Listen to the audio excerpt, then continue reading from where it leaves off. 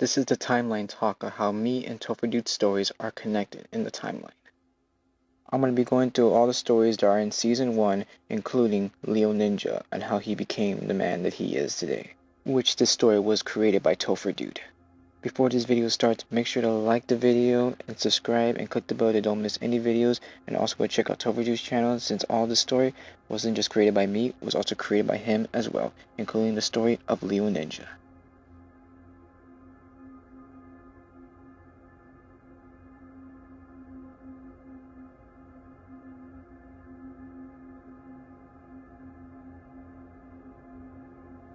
Chapter 1: The Crown and the Knife.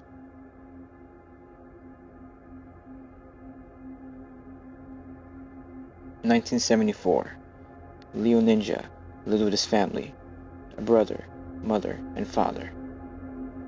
Leo just graduated. He had his full-time job. His mother and his brother supported him so much, but his father, not so much. He barely even cared for his son's future. Leo had his full-time job for over a year, until the restaurant had to shut down, since they weren't making enough money no more. So Leo lost his job. Leo's mother and brother were really upset about what happened. This made his father really angry, and wanted him to join the army. Leo didn't know if he wanted to go, since he never thought about joining the army. But since he just lost his job, and he had nothing to do, he took it either way. Leo was getting ready, since he was going to leave tomorrow. His brother Red was scared for him, hoping he'll be okay. Knowing that he won't see him for a while, he knew that he wouldn't be in this perfect life without him. Leo promised him that he will be okay, and promised him that he'll be coming back a hero, and he's gonna miss him too. Leo says goodbye to his mother, father, and brother, which now starts on to the new Leo Ninja. Leo learns a lot when he's at the army. They even teach him martial arts, so he can fight his enemies. Leo not being there for his brother, his father will always yell at Red, making him angry, and even a terrible person, making him bully kids at school to release that anger, which turned him into an evil person. Another year has flown by, and Leo is still at the army. But back in Epic World, Red starts bullying this kid named Zarp, which Zarp tells him to back off, which makes things worse, because he starts hurting him. By mocking him, he tells Zarp that he's probably weak enough that he can't even climb a mountain, which makes him want to think that maybe he can. Zarp told his best friend and his brother what happened between him and Red. His brother tells him just because he lost doesn't mean he can win. He gives him the confidence that maybe he can get back at him, and maybe defend himself for once. During their talk, Red butts in, which Zarp's brother tells him to back off and stay away from his brother. Red didn't know that was his brother, but still mocks him just because since they're brothers, he believes that they're both losers. Just Zarp's brother hearing that makes him angry and does not hesitate, and Lee strikes at him. There was a little fight, but once the bell rang, they stopped and looked at each other, which Red warns them that they're dead next time they see each other. Which Red mocks Zarp again, telling him that he's weak and probably not able to climb a mountain. When Red walks away, Zarp wants to prove him wrong and climb the mountain, which his brother doesn't want him to. He wants him to be safe, and he knows that Red is just trying to get in his head, which Zarp knows, but he still wants to do it, since he knows that he doesn't want this to happen forever, and he wants to prove him wrong for once. Leo back at the army, missing his whole family, hoping that they're okay, and knowing that he's going to see them very soon, since his mission is almost complete. Leo's doing whatever he can to keep his team safe. Knowing that Leo saved his team so many times, his team really sees him as the big hero in the entire team. He just can't wait to see his brother. After school, Zarp is ready to climb the mountain, ready to show himself that he's not as weak as Red thinks he is. Zarp starts climbing the mountain, and it takes him 10 minutes to get to the top of the mountain. Zarp is proud of himself, knowing that he's not as weak as Red thinks he is. But suddenly he heard something coming from the sky. An asteroid hits the ground.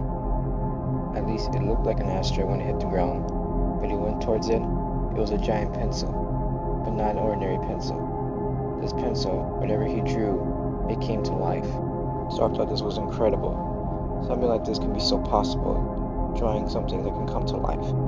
So he told his brother and wanted to show him about the big pencil. Zarb's brother thought it was crazy that there's such thing as a big pencil like that. When Zarb told him it came from the sky, he thought it was weird, like how could something like that come from the sky? Then Zarb told him the best part about this pencil. He drew a sword on his carpet, which Zarb's brother got angry, like why would he draw something like that on his carpet? But once he showed it that it came to life, he was in shock. Zarb gets the idea that he can be rich by just drawing money. Zarb's brother sees that Zarb is just giving money to people. He gives money to a kid named Kenji Dude, and to his brother Topher Dude, and even their cousin Ilion plays and JT plays. Zarb even offers some money to his best friend Jacob Green, which he doesn't question how he made all that money. Zarb's brother did not like this. He saw that something like this could probably change his brother into something he's not. He finds it odd, like why would he draw himself a crown, like if he thinks he owns this town. Zarb's brother tells him this is what it's come to, and pretending to be something else that he's not, and drawing fake money to make him seem like he's rich, which makes Zarb laugh because he knows that this is not fake. Everything he draws comes to life. Out of nowhere, Red grabs Zarb's backpack, and curious of what he has in his backpack, with Zarb's brother and Jacob look back, and they see that this isn't good.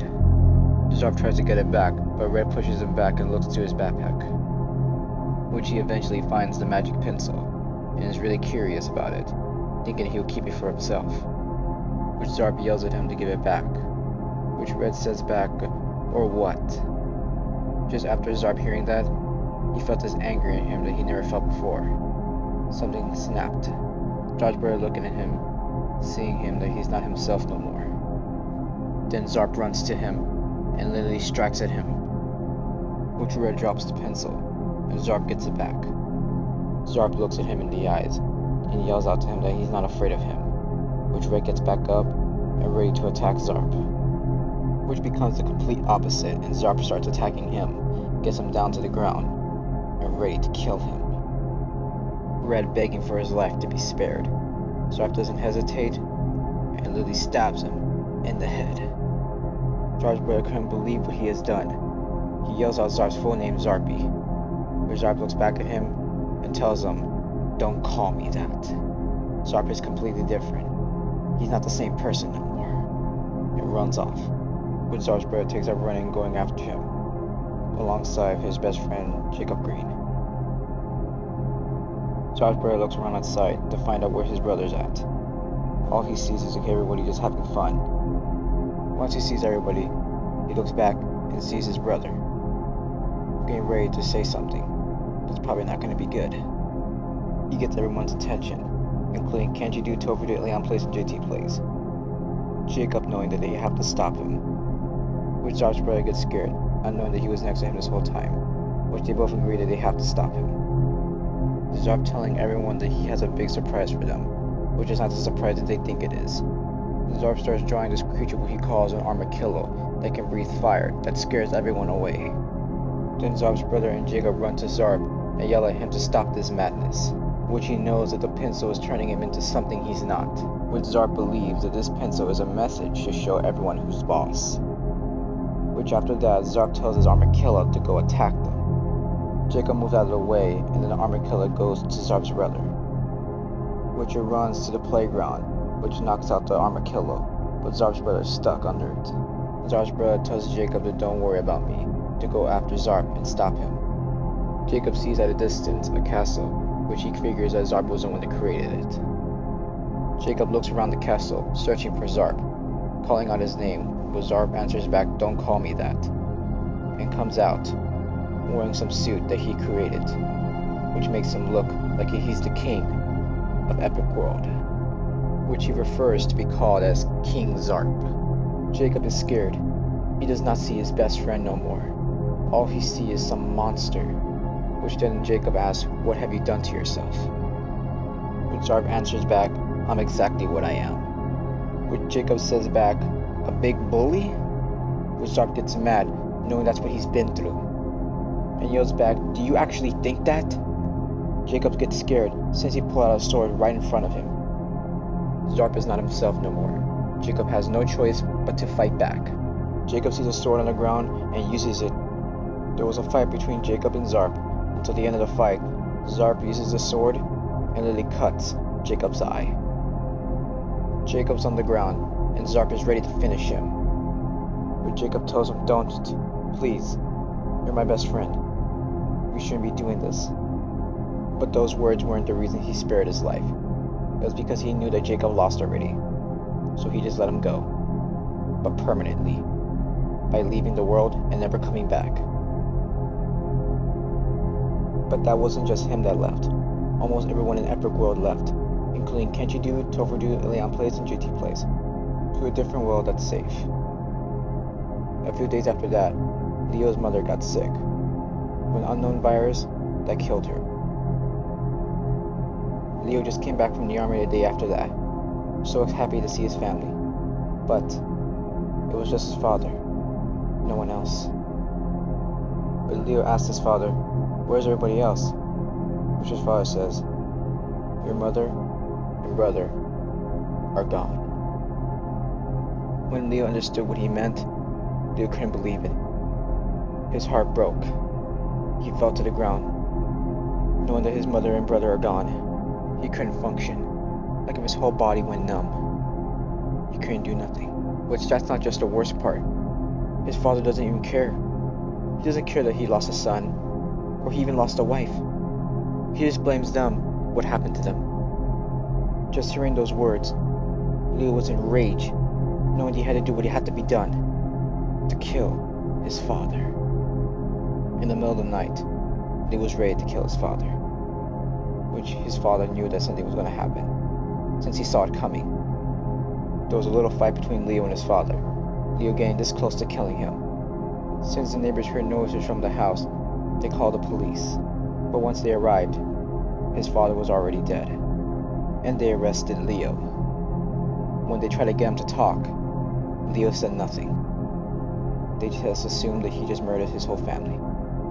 Which Leo didn't say nothing, to prove them wrong. He just wanted them to believe what they believed. A few days later, Leo being in prison, Leo sitting at the cafeteria, looking at the news on the TV, talking about who was the one that murdered his brother. They showed a picture of Zarp on the TV. Leo got one good look at him. He sees that smile on his face, knowing that he won't be smiling once he kills him. He can't wait to get out. 1 year later, 1977, Zarp is still living in his castle, and still using his magic pencil every time, which is starting to fade away piece by piece. Zarp is willing to look for more magic pencils before his runs out, but looking out of Epic World, he sees his two stickmans. One of them is holding a magic pencil, which he knows won't be long until he has that pencil. This is the end of chapter 1. Make sure you like, subscribe, and click the bell to don't miss the next chapter, and to don't miss any new stories of me and Topher Dude. Make sure you go check out his channel too. Thank you so much for watching, and I'll see you guys in the next video. Peace.